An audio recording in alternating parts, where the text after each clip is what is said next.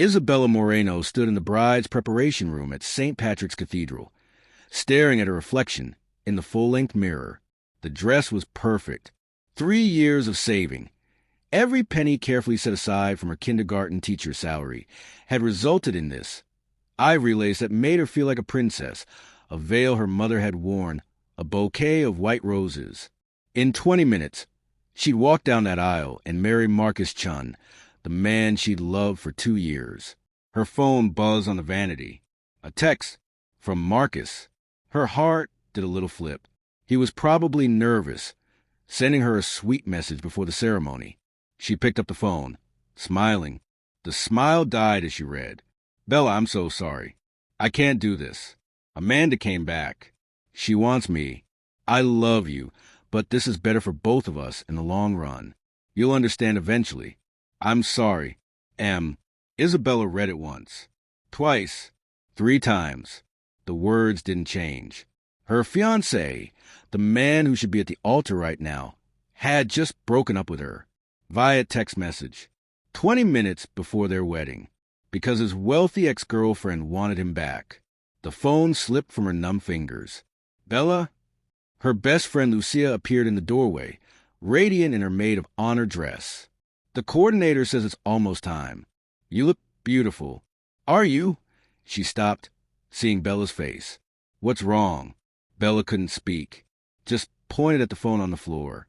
Lucia picked it up, read the message, and her face went from concern to murderous in seconds. That bastard, that absolute coward. Her scream brought Bella's mother Maria running. The older woman took one look at her daughter's frozen expression, snatched the phone from Lucia, and read. No, Maria whispered. No, he didn't. He wouldn't. But the words were right there. Mija, I'm so sorry. I'm so sorry. The wedding coordinator appeared, stress radiating from every pore. Ladies, we need the bride. The processional is about to start. The groom isn't at the altar yet, but I'm sure he's just running late. He's not coming, Bella heard herself say. Her voice sounded dead. Hollow. There's no wedding. What? But the guests, 200 people are waiting. What do I tell them? 200 people. The reality crashed over Isabella like a tidal wave. She had to walk out there and tell 200 people, her family, her friends, her co-workers, their mutual acquaintances, that Marcus had abandoned her via text on their wedding day. The humiliation was suffocating. I can't, she whispered, gripping the vanity for support. I can't go out there. I can't face them. I can't. You don't have to, said a deep male voice from the doorway. Everyone turned.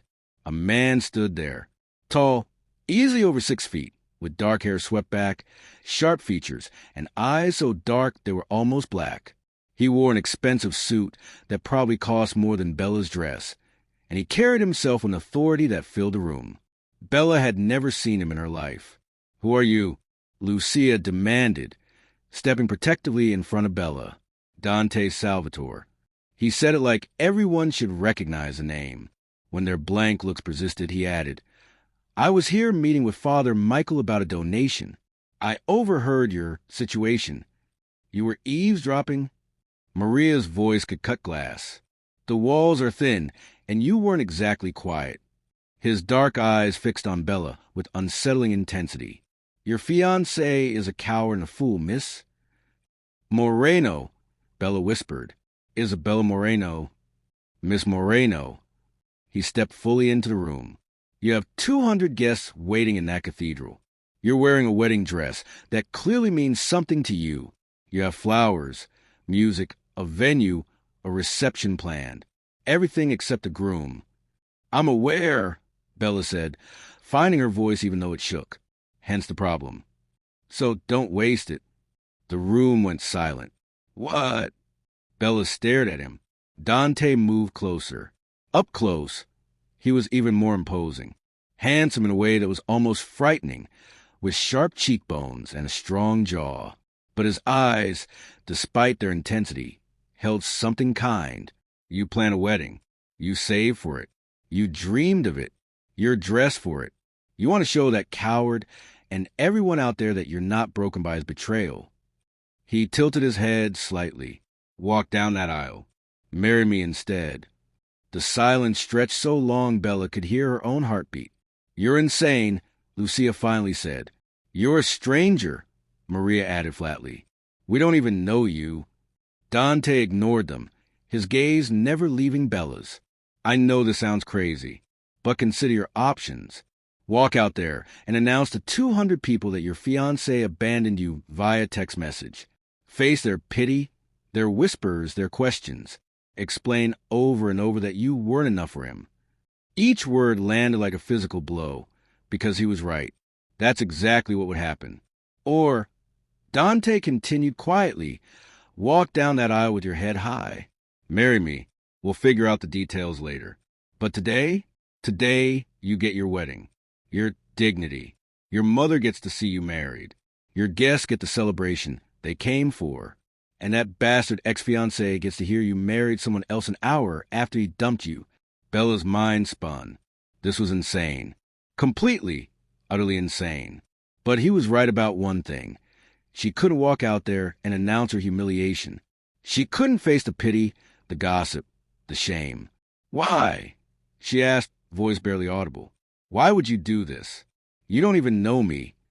Something flickered in Dante's eyes. Because I saw your face when you read that text. I've seen men die with less pain in their eyes. Because no woman should face what you're facing right now.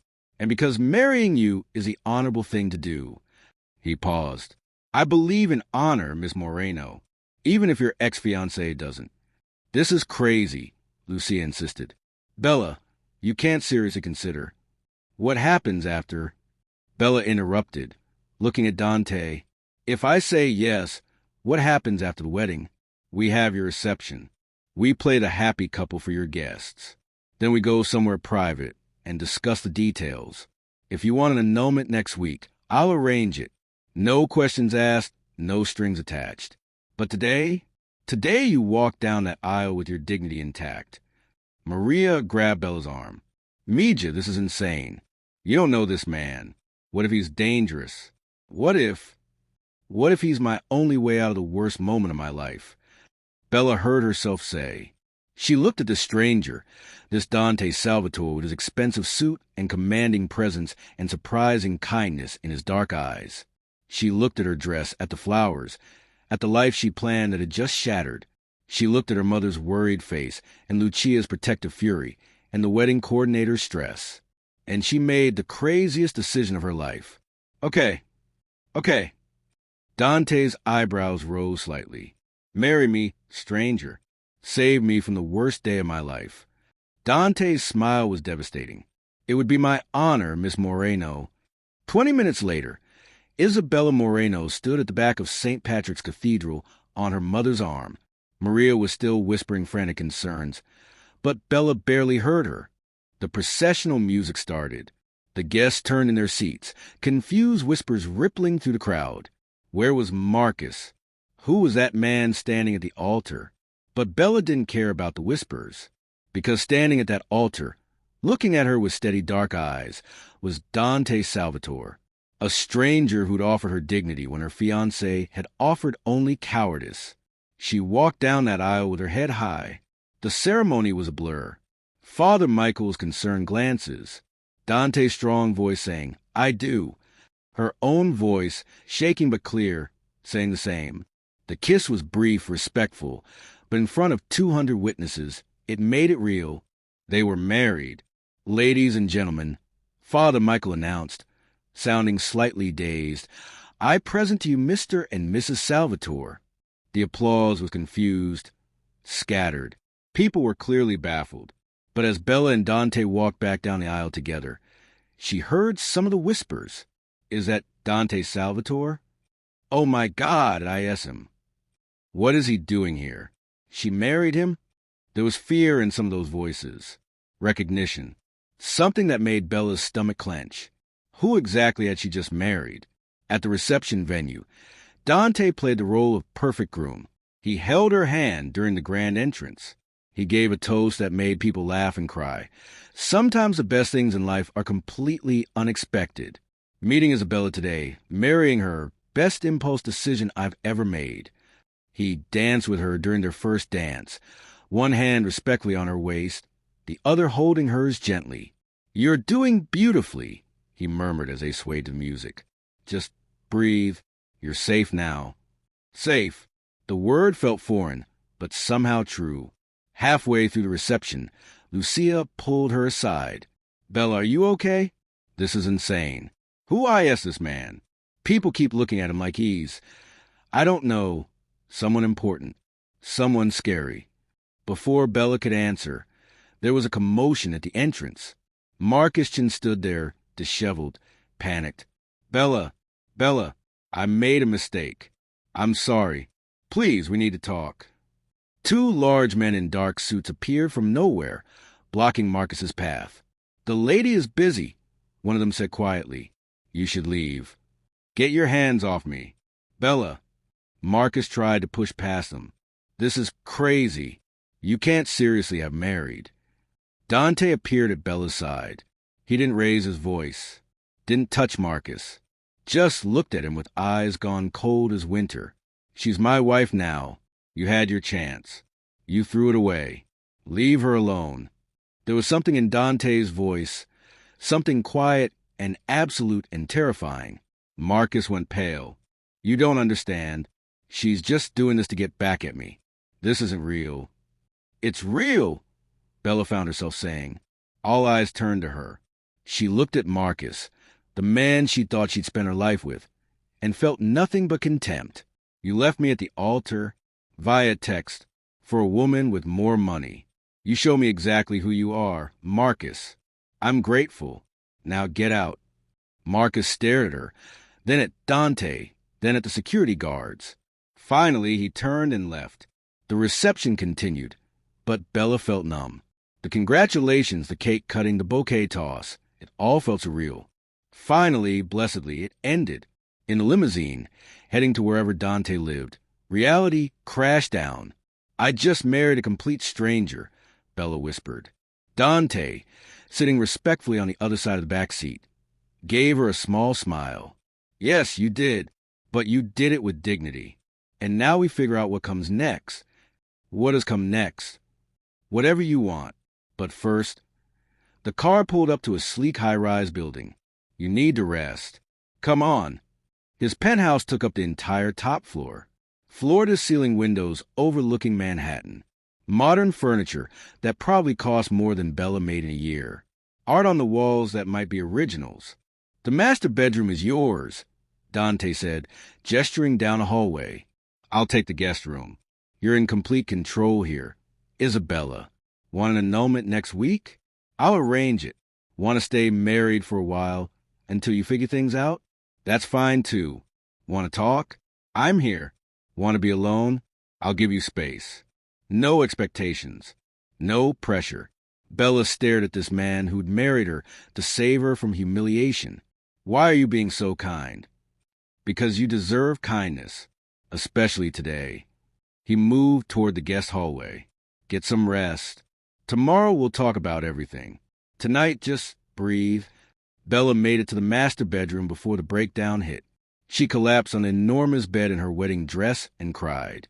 Cried for Marcus's betrayal. Cried for her shattered dreams. Cried for the insanity of what she'd just done.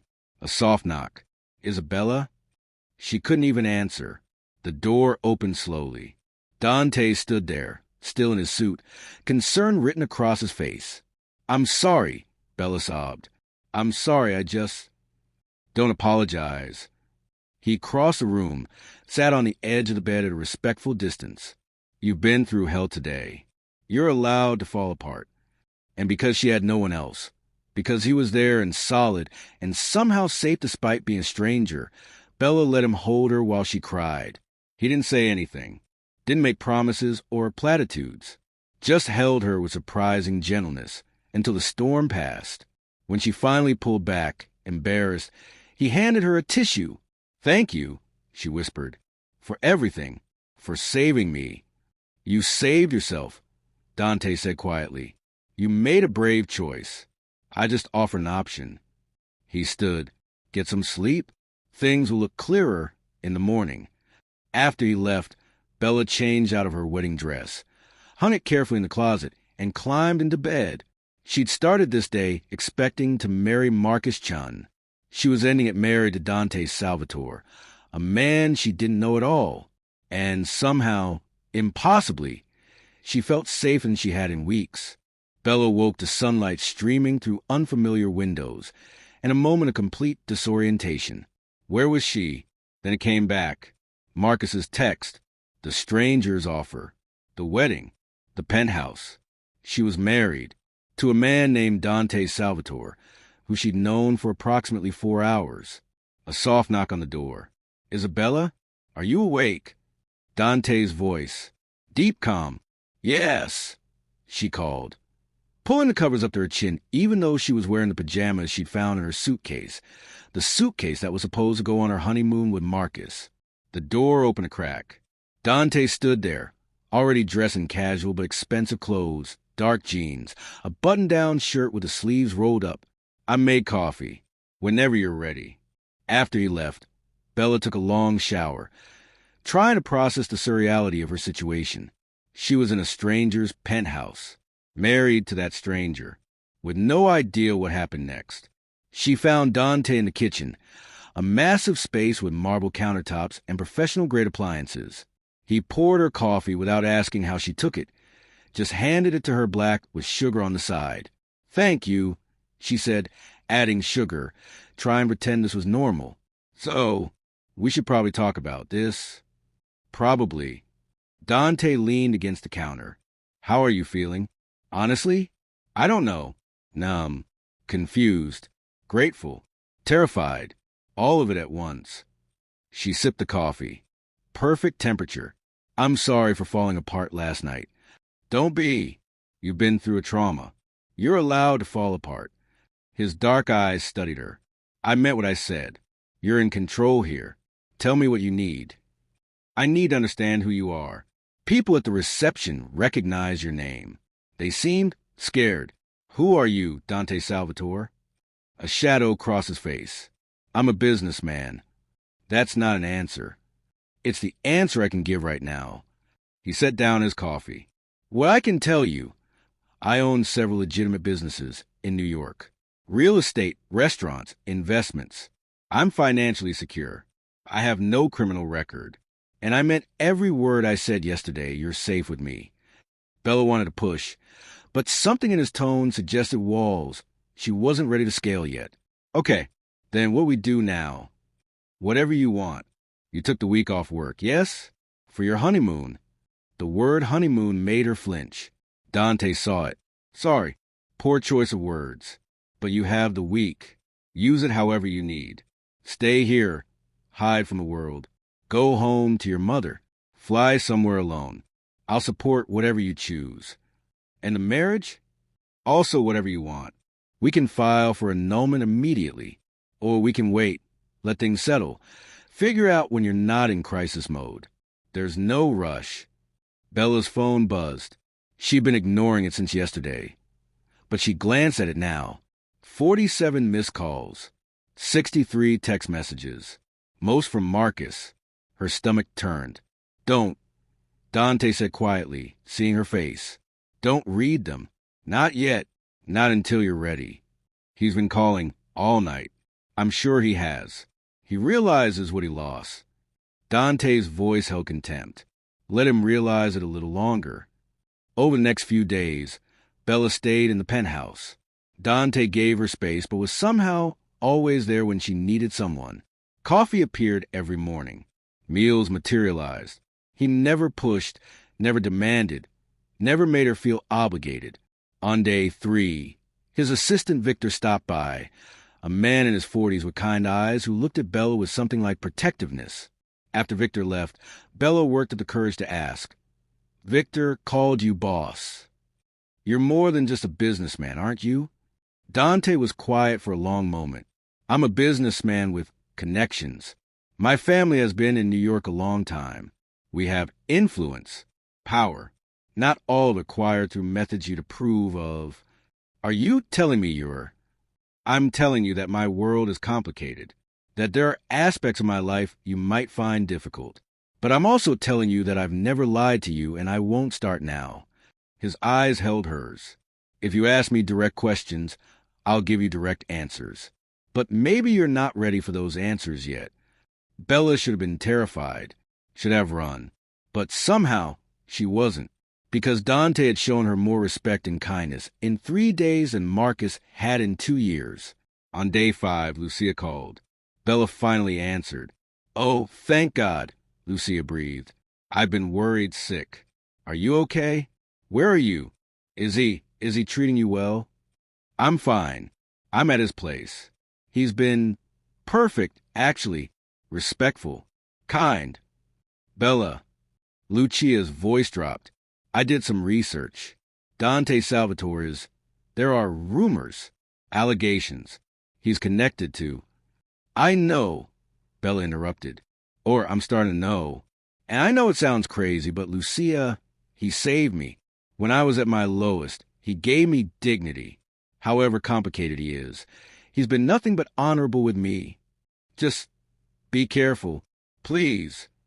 That night at dinner, Dante had ordered in from an Italian restaurant that apparently he owned. Marcus's text finally broke through Bella's defenses. "I made the biggest mistake of my life. Amanda and I aren't working. I miss you. Please, can we talk?" Bella showed Dante the text. His jaw tightened. "What do you want to do?" "I don't know. Part of me wants to tell him to go to hell. Part of me wants answers. Why did he do it? How could he just leave me like that? Because he's a coward who makes decisions based on status and money instead of love and loyalty." Dante's voice was hard. "But if you need closure, I understand. You could meet him in a public place, with me nearby if that makes you feel safer. You do that. Isabella, I do a lot of things to make sure you're okay." He leaned back. "You've been hiding here for almost a week. Maybe it's time to show New York that you're not broken. Show yourself, too." The next evening, Dante took her to dinner at one of the most exclusive restaurants in Manhattan. Bella wore a dress she'd packed for her honeymoon, blue, elegant, making her feel beautiful despite everything. Dante wore a tailored suit and looked devastating. People stared as they walked in, not just because they were attractive, but because they recognized Dante. Waiters rushed to accommodate them. The best table, the best service, the best everything. "Do you always get this treatment?" Bella asked as wine appeared without them ordering. "Usually." A small smile. "Perks of being who I am." Over dinner, they actually talked. Really talked. Dante asked about her teaching, her students, why she chose that profession. Bella found herself telling stories about her kindergartners, laughing at their antics. "You light up when you talk about them," Dante observed. "That's rare. Loving what you do. What about you? Do you love what you do?" Shadow crossed his face again. "I love parts of it. Other parts, let's just say I do what's necessary." Before Bella could probe deeper, she heard a familiar voice. "Bella." Her blood went cold. She turned. Marcus Chin stood there, dressed well but looking haggard. Behind him, looking uncomfortable, was Amanda Sterling, the woman he'd left Bella for. "Marcus." Bella's voice was surprisingly steady. "I've been trying to reach you. We need to talk." His eyes flicked to Dante, and something like fear crossed his face. "Alone?" "No," Bella said simply. "Bella, please. I made a mistake. A huge mistake. Amanda and I..." He glanced at the blonde woman who looked like she wanted to be anywhere else. "It's not working. I see that now. But you and I, we had something real. We can fix this." "Fix this?" Bella's voice rose slightly. Other diners were staring now, but she didn't care. "You left me at the altar, Marcus, via text message. You didn't have the courage to face me, to talk to me, to give me any explanation. You just abandoned me for someone wealthier and more connected. I was confused. I made a mistake. You made a choice." Bella stood, and Dante immediately stood with her, a silent wall of support. "You chose status over love, money over loyalty, cowardice over courage. And now you want me back because your choice didn't work out? No, you married a stranger out of spite." Marcus's voice got louder, desperate. "Everyone knows this is fake. You didn't even know him." Better a stranger who treats me with respect than a fiancé who abandoned me without even a conversation. Bella felt Dante's hand rest lightly on her lower back, supportive, not controlling. Dante has shown me more kindness in 1 week than you showed me in 2 years. So no, Marcus, we're not fixing this. We're done. Dante finally spoke, his voice quiet but somehow filling the space. She's made herself clear. Now leave. Don't contact her again. Don't show up where she is. Don't make this harder than it needs to be. There was something in Dante's tone, something cold and absolute, that made Marcus go pale. You don't understand, Marcus said weakly. She's just using you to get back at me. She's my wife, Dante interrupted, and despite the fake circumstances of their marriage, something in the way he said it sent shivers down Bella's spine. And you lost the right to have opinions about her life when you sent that text. Leave. Now. Marcus looked at Bella one more time, saw nothing but contempt in her face, and finally left, Amanda trailing behind him looking relieved. Bella sat down shakily. Around them, the restaurant was silent, everyone having witnessed the confrontation. Then someone started clapping. Then another. Within seconds, half the restaurant was applauding. Bella's face flamed.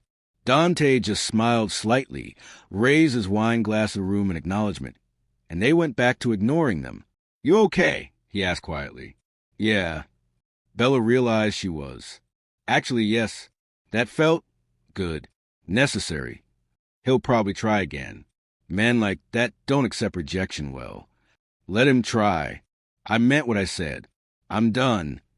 On the drive home, Bella felt lighter than she had in a week.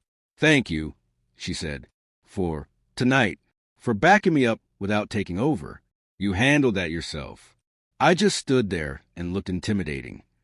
A pause, which, to be fair, I'm good at. Bella laughed, really laughed, for the first time since before the wedding. Back at the penthouse, she turned to him before heading to her room. Dante, I know this marriage started as a rescue, as a way to save me from humiliation, but I'm not ready to end it. Is that okay? His dark eyes searched hers. More than okay. I don't know what this is or what it becomes, but I'm not ready to say goodbye to you yet. Then don't. He stepped closer, and Bella's breath caught at the intensity in his gaze. Stay as long as you want, Isabella. Forever if you'd like. No pressure. No expectations. Why are you being so kind to me? Because you deserve kindness. His hand reached up, almost touched her face, then dropped. And because having you here feels right in a way I didn't expect. The moment stretched between them, charged with something neither was ready to name. Finally, Bella stepped back. Good night, Dante. Good night, Isabella. But as she lay in bed that night, Bella realized something terrifying. She was starting to fall for the mysterious stranger she'd married, and she still didn't even know who he really was. The bride married a stranger to save her dignity, but now she's discovering he's more than just her rescuer. As Bella starts falling for Dante, dark secrets about his real identity are about to surface. Can she accept the truth about the man she married? If you're hooked on the story of redemption and second chances, smash that subscribe button for Echo True Stories. Hit like if you believe Bella made the right choice. Comment. Would you marry a stranger to escape humiliation? What would you do in Bella's situation? Turn on notifications, because next chapter is where the truth comes out, and Bella will have to decide if she can love a man living in darkness. 2 weeks after the wedding, Bella's life had settled into a strange new rhythm. Mornings, coffee with Dante, comfortable silence, or easy conversation about nothing important. Days, she'd returned to teaching. Her kindergartners were thrilled that Miss Moreno got married, though they were confused about why she didn't talk about her honeymoon. She'd told her principal a simplified version. Plans changed, long story. She was fine. Evenings, dinner with Dante. Sometimes out at restaurants where people recognized him and treated him like royalty. Sometimes in, with food from his apparently extensive network of restaurants. Nights, separate bedrooms, separate lives, but a growing friendship that felt both comfortable and charged with something neither acknowledged. Marcus still texted. Bella deleted them without reading. It was a Thursday evening when everything changed. Bella had stayed late at school, preparing for parent-teacher conferences. By the time she got home! She was thinking of the penthouse's home now. It was nearly 9. She found Dante in his study, door half open, talking on the phone in Italian. She'd learned he was fluent in several languages. She wasn't trying to eavesdrop, but something in his tone stopped her. His voice was cold, hard, nothing like the warm tone he used with her. He was giving orders, something about a shipment, a problem, someone who needed to understand the consequences of betrayal. Bella's blood ran cold. When he finished the call and emerged from the study, she was standing in the hallway. "Isabella, I didn't hear you come in." His face shifted immediately to the warm expression she knew. "How was school? Who are you?" The words came out before she could stop them. Dante went very still. "What?"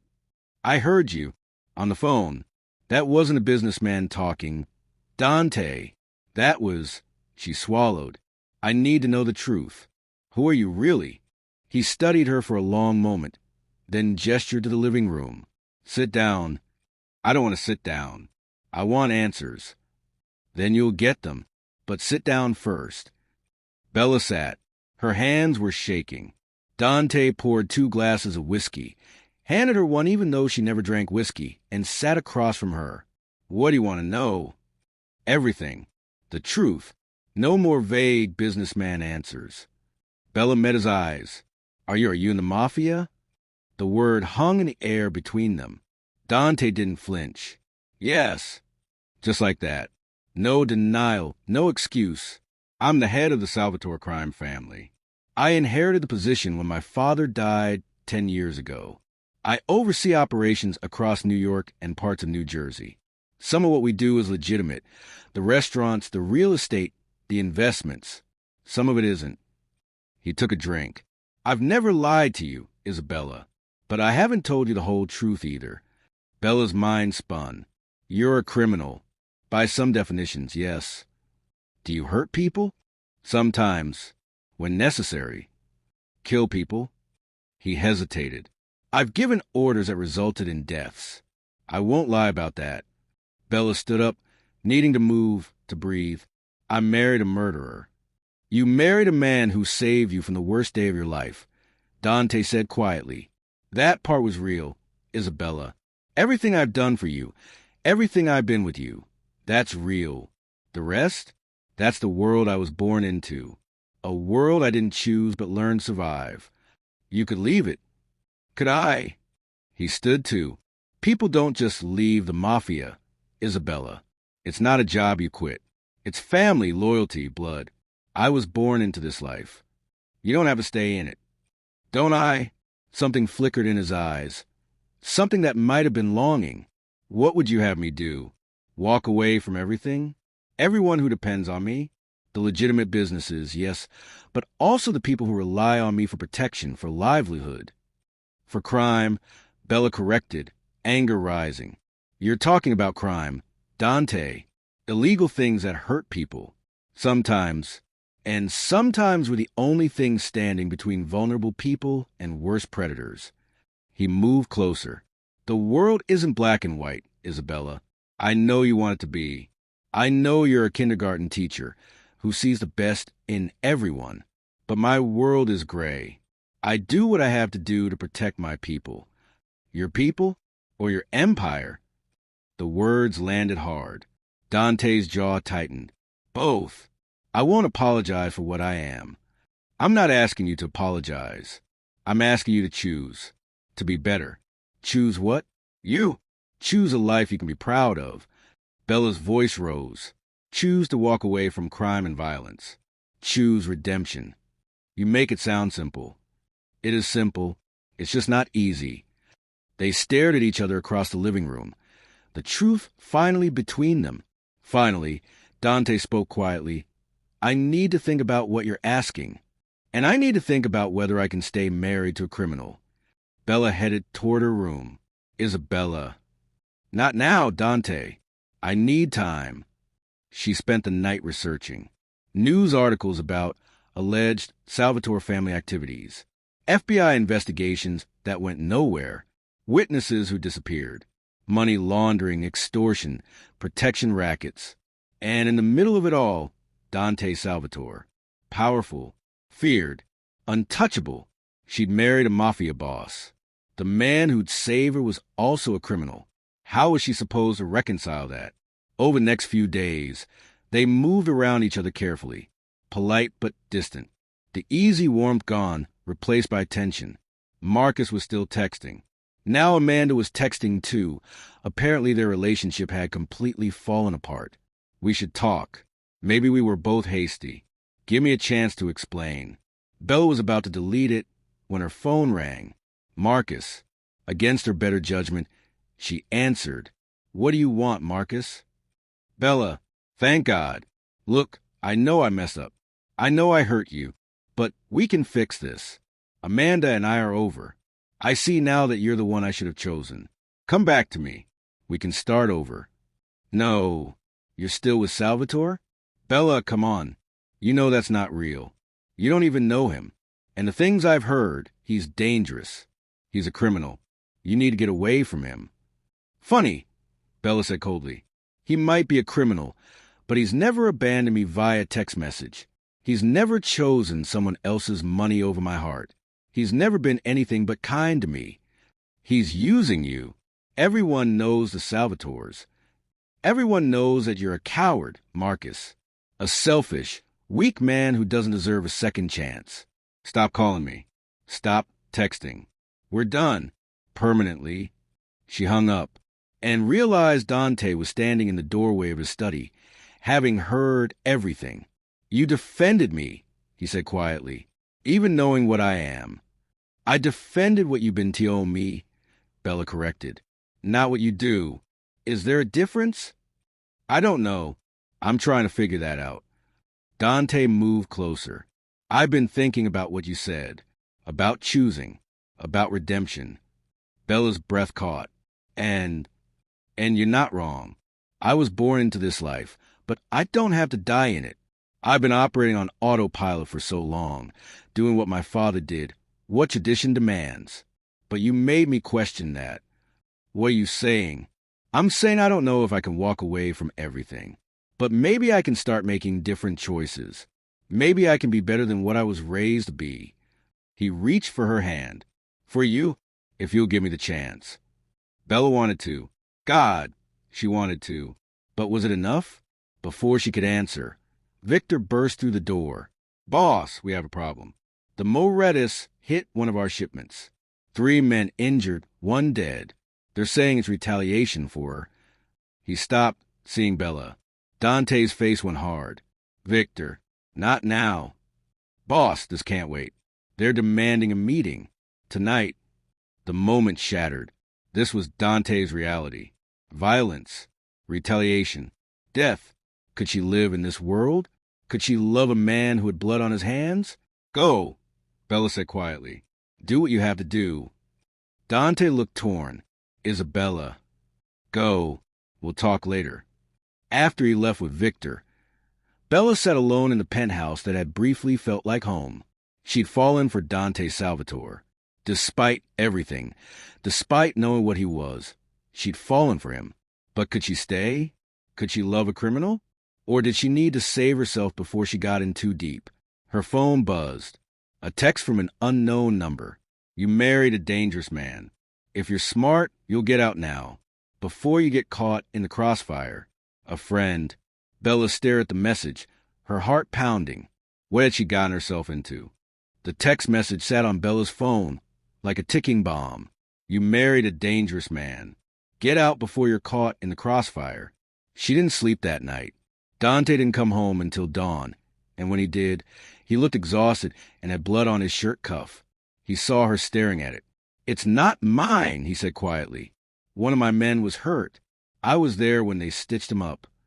The man Victor mentioned? The one who died. His brother. He'll live. Dante loosened his tie. We handled the situation with the Morettis. It won't escalate further. Handle the how? Do you really want to know? No. Yes. She didn't know what she wanted anymore. I got a text last night. Bella heard herself say, from someone warning me about you, telling me to get out. Dante's face went cold. Show me. She did. His jaw clenched. I'll find out who sent this. That's not the point, Dante. The point is they're right. I'm in danger just being near you. Your world is violent and dangerous, and I would die before I let anything happen to you. He moved closer. Yes, my world is dangerous. Yes, there are people who might see you as a way to get to me. That's why you have protection. Why Victor's men watch over you even when you don't see them. Why I'll do whatever it takes to keep you safe. I don't want to live like that. Bella's voice rose. I'm a kindergarten teacher, Dante. I teach 5-year-olds how to share and tie their shoes. I don't belong in a world where people send threatening messages and men die in shipment raids. Then what do you want? His voice was raw. Tell me what you want, Isabella, because I'm trying here. I'm trying to figure out how to be what you need while being what my family needs. I want you to choose. Choose what? Choose me. Bella's eyes filled with tears. Choose to leave this life. Walk away from the crime, the violence, all of it. Keep your legitimate businesses, but leave the Mafia. Choose redemption. Dante. Choose to be a man I can love without compromising everything I believe in. Isabella, I'm falling in love with you. The words tumbled out. I know it's crazy. We barely know each other. This started as a rescue, as a marriage of convenience. But somewhere along the way, I fell for you, for the man who brings me coffee and asks about my students and holds me when I cry, for the man who stood up to Marcus and made me feel protected and valued. She wiped her eyes. But I can't love the man who orders violence, who has blood on his hands, who lives in darkness. So you have to choose the empire or me, your power or a real life. You can't have both. Dante stared at her, and she saw something break in his face. You're asking me to walk away from everything I've ever known. I'm asking you to walk towards something better. Bella moved closer. You said I made you question things. You said maybe you could make different choices. Prove it. Choose redemption. Choose me. It's not that simple. It is exactly that simple. It's just not easy. She took his hand. I know people depend on you. I know you have responsibilities. But there are ways to leave, Dante. Ways to transfer power, to go legitimate, to step back, if you want to. And if I do this, if I leave the family, what then? Then we figure out what this marriage really is. Whether it can become something real. Whether we can build a life together that isn't based on fear and violence. Dante pulled her close, and for a moment they just stood there, holding each other. You're asking me to give up everything, he whispered into her hair. I'm asking you to choose what matters more, power or love, the empire or a real future. Bella pulled back to look at him. Your father built that empire. But what are you building, Dante? What legacy do you want? He had no answer. Over the next month, Bella watched Dante wrestle with the choice. He took fewer business calls, spent more time with the legitimate operations, started having long conversations with Victor about succession planning. Meanwhile, Bella returned fully to her life, teaching her kindergartners, having coffee with Lucia, visiting her mother.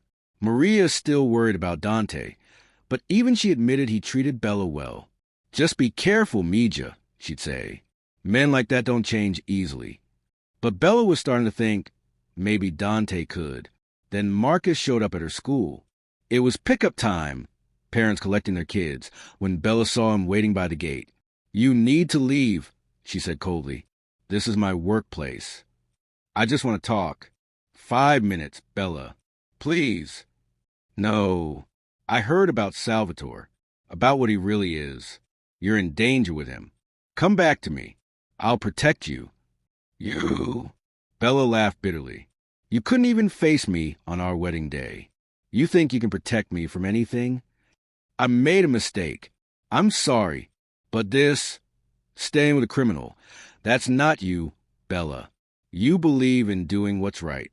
How can you be with someone who saved me when you destroyed me? Bella interrupted. Who showed me more respect in 2 months than you did in 2 years? Who's trying to be better because I asked him to? Marcus's face twisted. He's using you, playing you. Men like that don't change. People can change when they have a reason to. You just never had one.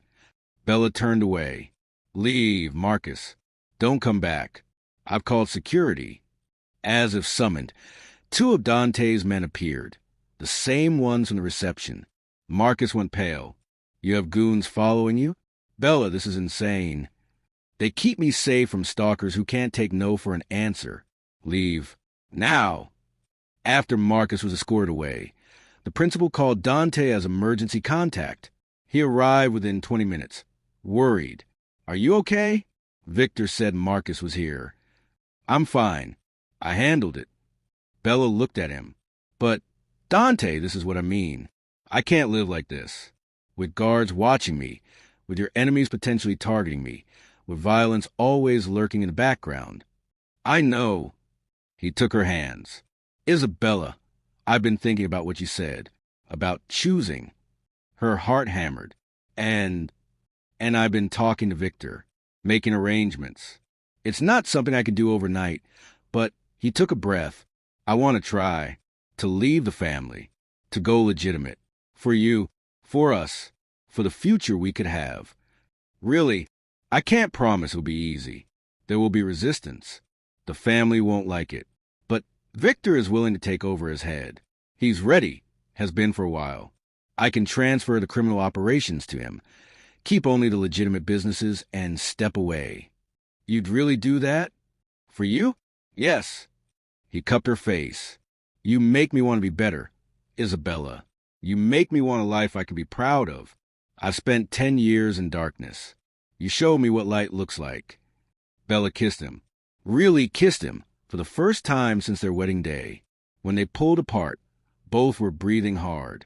I'm falling in love with you too, Dante admitted. I didn't expect to. This was supposed to be a rescue, nothing more. But you become everything. I want to be worthy of you. Then prove it. Leave the darkness. Choose redemption. I will. I promise. That night, they had dinner with Victor. Are you sure about this, boss? Victor asked. Once you're out, you're out. The family won't take you back. I'm sure. Dante looked at Bella. I've found something more important than power. Victor smiled slightly. Then I'll make the arrangements. Call a family meeting. Transfer operations. It'll take a few months, but we'll make it clean.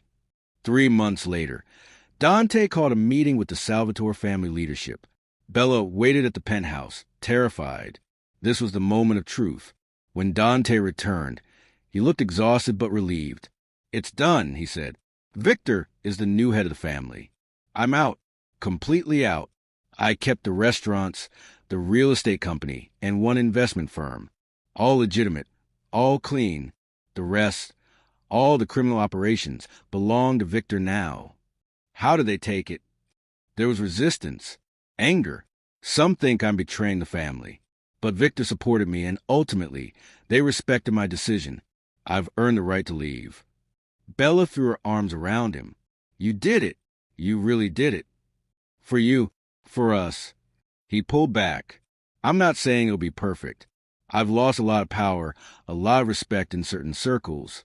We'll have less money, still comfortable, but not the empire I had. And there might be resentment, maybe even danger from those who don't like my choice. But you're free. I'm free. He smiled, truly smiled. And for the first time in my life, I can say I'm proud of the man I'm becoming. They celebrated quietly that night. Just the two of them, knowing they'd crossed a threshold. The marriage that had started as a desperate rescue was becoming something real. And the man who'd been living in darkness was finally walking into light. Dante chose redemption over power. But leaving the Mafia won't be easy. Can love really transform a criminal into a better man? Will his old enemies accept his choice, or will there be deadly consequences? If you believe in second chances and the power of love to redeem, subscribe to Echo True Stories. Smash that like button if you think Bella is the bravest woman in this story. Comment. Could you forgive someone's dark past if they chose to change for you? Would you give a criminal a second chance? Turn on notifications for the final chapter, where everything comes full circle. Marcus makes one last desperate move, and Dante and Bella face their ultimate test. 6 months after Dante left the Salvador family, Bella woke to sunlight streaming through the windows of their new home. Not the penthouse. They'd sold that. Too many memories of Dante's old life. Instead, they bought a brownstone in a quieter neighborhood. Still nice, still comfortable, but modest by their previous standards. The home of a successful businessman, not a crime lord. Dante's arms were wrapped around her. They'd been sharing a bedroom for 3 months now, their marriage finally becoming what neither had expected it could be. Real, deep, built on truth and transformation. "Good morning, Mrs. Salvatore," Dante murmured, kissing her shoulder. "Good morning, Mrs. Salvatore." Bella turned to face him. "Big day today." "Are you nervous?" "A little." Today was a charity gala for Bella's school, the first major public event they'd attend together since Dante's exit from the Mafia. "You?" Terrified. He smiled slightly. "I'm attending a kindergarten fundraiser. What if they have finger painting?" Bella laughed and swatted him. "You'll survive?" As they got ready, Bella reflected on the changes in their lives. Dante now ran 3 legitimate businesses. The restaurants were thriving. The real estate company was expanding. He'd become known in different circles, not as a feared crime lord, but as a successful entrepreneur who donated to schools and community programs. He'd found purpose in something other than power. And he smiled more, laughed more, seemed lighter. Redemption suited him. "Isabella?" Dante called from the closet. "Which tie?" She looked at the options he held up. "Blue. Brings out your eyes." "My eyes are brown." "Fine. Matches the school colors." "Happy." He grinned, and her heart flipped like it still did every time. The gala was at a nice hotel, full of parents, teachers, and donors supporting Bella's school. Her principal made a point of thanking Dante publicly for his generous donation, enough to build a new playground and fund art supplies for a year. "You didn't tell me you donated that much," Bella whispered. "You love those kids." "I love you." Simple math. He squeezed her hand. They were talking to other parents when Bella saw him. Marcus Chun, walking into the gala with Amanda Sterling on his arm. They were back together, apparently, and from the tension visible even across the room, not happily. Lucia appeared at Bella's elbow. "Wanting to have them removed? Because I know people now." She meant Dante's people. Even though he left the family, some loyalties remained. "No," Bella said. "They have a right to be here." Amanda's father donated too. Marcus saw them and his face twisted. He started walking over.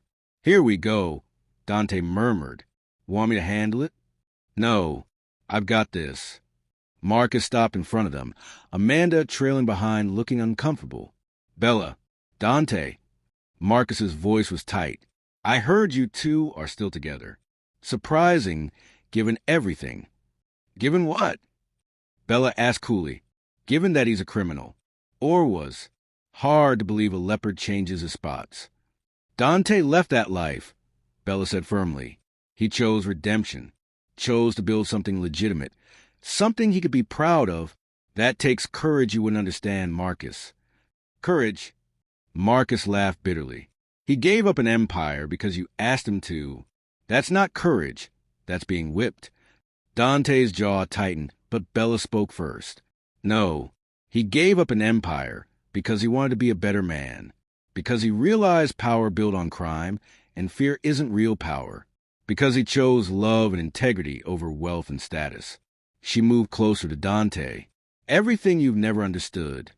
I came back to you." Marcus's voice rose. "I apologized. I tried to fix things." "You came back because your choice didn't work out," Bella corrected. "Because Amanda couldn't give you what you thought you needed. You didn't want me, Marcus. You wanted to win. To not lose. There's a difference." Amanda spoke up quietly. "He's right. You know, he does talk about you constantly. About how he made the biggest mistake of his life." She looked at Marcus with tired eyes. "I'm tired of being the consolation prize." She walked away, leaving Marcus standing there. "Bella, please." "No," Bella said firmly. "You had your chance. You chose status over love. Dante chose love over power. That's the difference between you. Now leave us alone, Marcus. Find someone who'll be enough for you, because I never was. Marcus looked at Dante. You happy? You won. You got her. I didn't win anything, Dante said quietly. Isabella isn't a prize to be won. She's a woman who deserves respect and real love, something you never gave her. He put his arm around Bella. But yes, I'm happy, happier than I've ever been, because I chose to be better, and she gave me the chance to prove it. Marcus looked at them, clearly in love, clearly happy, and something broke in his face. I really did lose everything, didn't I? You lost what you threw away, Bella said, not unkindly. Maybe learn from it, become better, but leave us alone. After Marcus left, Dante pulled Bella close. You okay? More than okay. She smiled up at him. That felt like closure, real closure. The rest of the gala was wonderful. Bella introduced Dante to her co-workers, her students' parents. He was charming, engaged, asking questions about the kids and the programs. No one looked at him with fear anymore, just respect. This was who he was now, not the Wolf of New York, just Dante Salvatore, businessman and Bella's husband. On the drive home, Bella took his hand. I'm proud of you. You know that, right? What you've built, who you become. I couldn't have done it without you. He brought her hand to his lips. You showed me what I could be. You did the hard work. You gave me a reason to try. When they got home, Dante opened a bottle of wine, and they sat on their small back patio. I've been thinking, Dante said, about what comes next for us. What do you mean? I mean this marriage started as a rescue. Became real because we fell in love. But we've never actually chosen each other, have we? Not properly. Bella's heart raced. Dante, he pulled a small box from his pocket. Inside was a ring, not huge or ostentatious, but beautiful. A sapphire surrounded by diamonds. We got married in a church in front of 200 strangers because you needed saving. I'm not asking you to marry me again, Isabella. I'm asking you to choose me, consciously, knowing everything about who I was and who I'm becoming. Tears filled Bella's eyes. Will you stay married to me? Dante asked softly, not because you're grateful or because you're running from someone else, but because you want to, because you love me, because you believe in the life we're building together. Yes, Bella laughed through her tears. Yes, I choose you. I choose us. I choose this life we're creating. He slipped the ring onto her finger next to her wedding band. Thank you, he whispered, for saving me, for believing I could be better, for giving me a reason to choose redemption. Thank you for being brave enough to change, for choosing love over power, for proving that people can transform. They sat together as the sun set. Two people who'd found each other in the darkest moment and built something beautiful from the ashes. 1 year later, they renewed their vows, not in a grand cathedral, in front of strangers, in a small church with close friends and family. Bella's mother walked her down the aisle, tears of joy in her eyes. Maria had come to love Dante, the real Dante, the redeemed man, not the crime lord. Victor was there, having successfully taken over the Salvatore family and kept the peace. He'd become friends with both of them, proof that Dante's exit had been clean. Lucia stood as maid of honor again, this time with a genuine smile instead of protective worry. And Dante waited at the altar just like a year before, but this time he was waiting for a woman who knew him completely and loved him anyway. Bella's vows. 1 year ago, you saved me from the worst day of my life. You gave me dignity when I had none. But more than that, you showed me what real love looks like. You chose redemption when it would have been easier to stay in darkness. You chose integrity when it would have been more profitable to choose power. You chose me when it meant giving up everything. Thank you for being brave enough to change. Thank you for showing me that people can be better than their past. Dante's vows. 1 year ago, I married a stranger to save her from humiliation. I didn't expect to fall in love. I didn't expect you to transform my entire life. You showed me that there was more to life than power and fear. You gave me the strength to walk away from darkness and into light. You made me want to be worthy of your love. I left an empire, but I gained a life. I gave up power, but I found peace. Thank you for believing in me. Thank you for choosing me. Thank you for showing me that redemption is possible. They kissed, and the small gathering erupted in applause. At the reception, modest, intimate, full of love instead of fear, Bella overheard Victor talking to another guest. I've known Dante since we were kids. Never seen him happy. Not really. He was powerful, successful, but there was always darkness in his eyes. Victor glanced at where Dante was laughing with Bella's mother. Look at him now. That's what love does. That's what redemption looks like. Later, as Bella and Dante danced their song, she whispered, "Ever regret it? Leaving everything behind?" "Never." His arms tightened around her. "I traded power for peace, fear for love, an empire for a life worth living. Best choice I ever made." The Mafia boss who gave it all up for a kindergarten teacher. Quite a story. The kindergarten teacher who showed a criminal what redemption looked like. Better story. He kissed her softly. "Thank you for saving me, Isabella. Thank you for being brave enough to be saved." 6 months later, Bella discovered she was pregnant. She told Dante over breakfast in their modest kitchen, in their brownstone home. He stared at the test and at her, and tears filled his eyes. "We're having a baby? We're having a baby. Our child will grow up with a father who chose the right path. A father who can be proud of what he does. A father who..." He couldn't finish, too emotional. "A father who proved that people can change." Bella finished for him. "A father who chose redemption and love."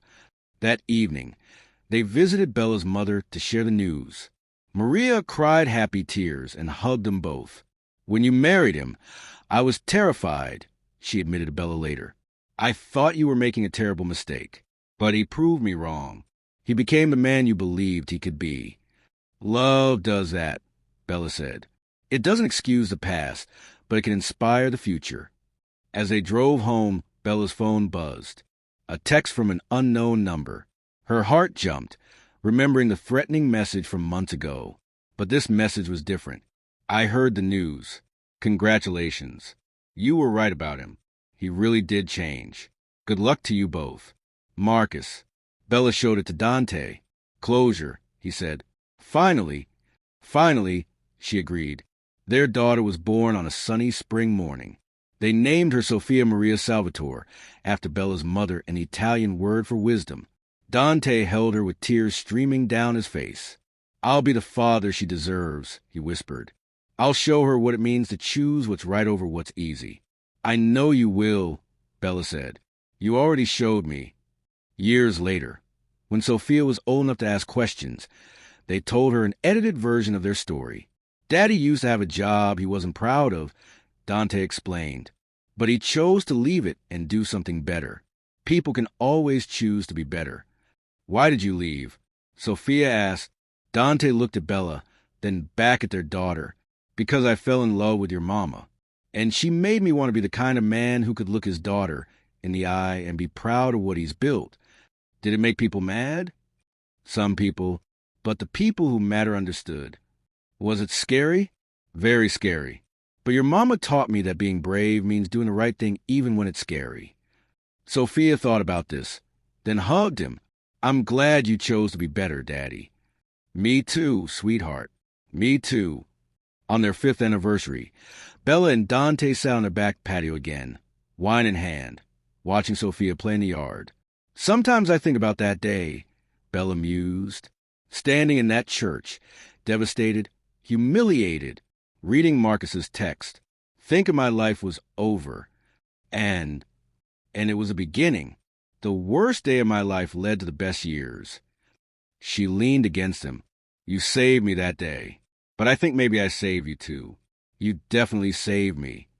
Dante kissed her temple. "I was living in darkness and didn't even know it. You showed me what light looked like. We saved each other." "We did." He raised his glass. "To redemption through love." to choosing what's right over what's easy, to second chances, to the worst day that led to the best life. They clinked glasses and watched their daughter play, living proof that people can change, that love can redeem, and that sometimes the most unexpected moments lead to the most beautiful transformations. Marcus Chin saw the anniversary announcement in the society pages. Dante and Isabella Salvatore, celebrating 5 years of marriage. He was alone in his apartment. Amanda had left him for good 2 years ago. He'd never found what he'd lost. But as he looked at the photo of Bella and Dante, clearly happy, clearly in love, he felt something shift. Maybe it was time to stop chasing what he'd thrown away. Maybe it was time to learn from his mistakes. Maybe, just maybe, he could choose to be better too. Redemption wasn't just for criminals and mafia bosses. It was for anyone brave enough to admit they'd been wrong and do the work to change. The message echoed across every life touched by Bella and Dante's story. Love can transform. People can change. Redemption is possible for anyone who chooses it. And sometimes, the worst moments of our lives are simply doorways to the best versions of ourselves. All we have to do is be brave enough to walk through. Love transformed a criminal into a hero. Redemption turned darkness into light. Bella gave Dante the strength to leave the Mafia, and he gave her a love built on respect and transformation. From a devastated bride to a woman who inspired complete change.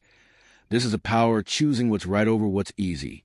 If this story moved you, if you believe in second chances and the power of love to redeem even those in darkness, smash that subscribe button for Echo True Stories. Hit like if you're proud of Dante for choosing redemption. Share this story with anyone who needs to hear that people can change, that love can transform, and that it's never too late to choose a better path. Comment and tell us, what's the bravest choice you've ever made for love? Have you ever seen someone completely transform for the better? Your stories inspire us all. Remember, redemption is always possible when we have the courage to choose it. Real love doesn't excuse the past. It inspires the future. And sometimes the worst day of your life is simply the beginning of your best life. Thank you for joining Bella and Dante's journey from heartbreak to redemption, from a desperate rescue to a love that transformed everything. Until next time, keep choosing love, keep believing in second chances, and keep echoing the truth.